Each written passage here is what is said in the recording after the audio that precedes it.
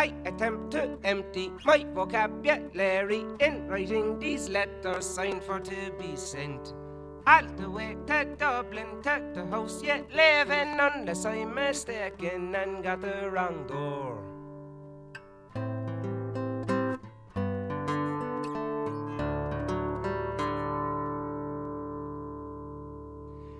I approach the counter like I am a hunter, even though I am prey for the landlord's purse.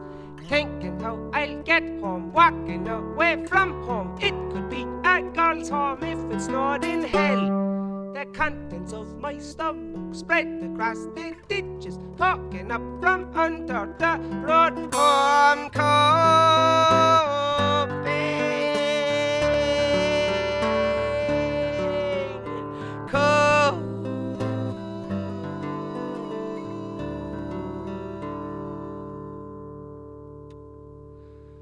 I can feel this one's eyes all the way from outside. If I met her gaze, I'd surely fall in love.